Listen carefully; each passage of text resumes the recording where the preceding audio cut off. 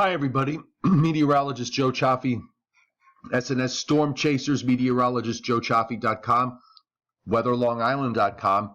We got enough of the models into now to show you what's happening.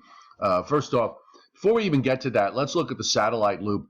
And you can see what's happening here with Hermine as we are seeing an area of rain kind of blossom out to the northwest, and clouds are being thrown back to the immediate coast.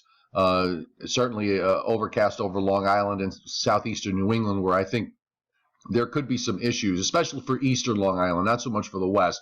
In New Jersey, for example, the sun is out through a good portion of the state once you go west of the Garden State Parkway, and when you head up the Hudson Valley, same thing once you start to get north of 287, although there might be some clouds that'll spread a little further to the west. Here's a close-up view, and you can see clearly what's happening on the loop. If you follow the center right there, it's moved north, and now it is hooking to the northwest, and it's almost to 40 degrees north latitude. So that hook continues. I'm expecting Hermine to wind up somewhere in here over time.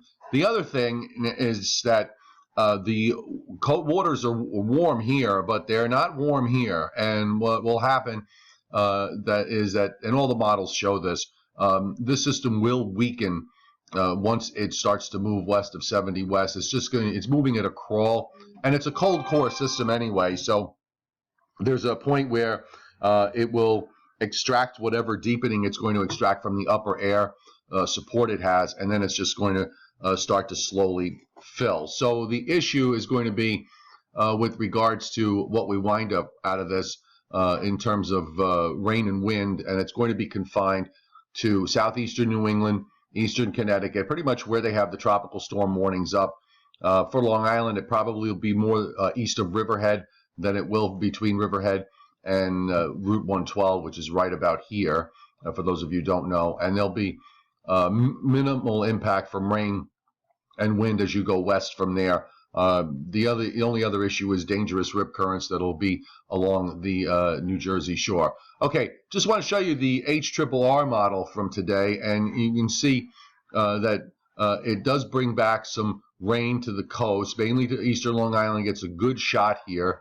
Let me just, I'll slow it down, and let's go to the beginning. So you can see that bands start to come in over eastern Long Island during the overnight, but nothing very impressive. And then there's one particular band that comes in during the day on Tuesday that covers the Twin Forks in the east end, and then that diminishes.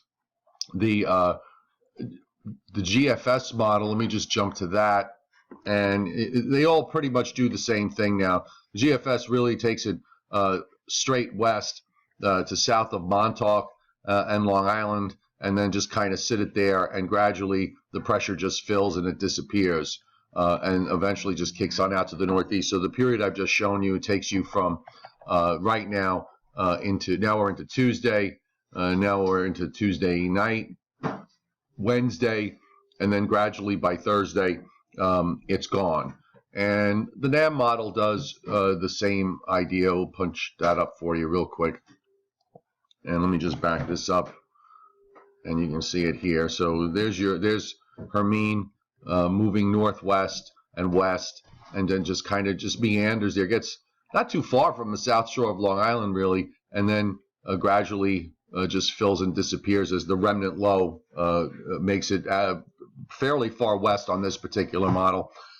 The bottom line now is we're just going to watch the radars and see what happens as we go through the rest of the day.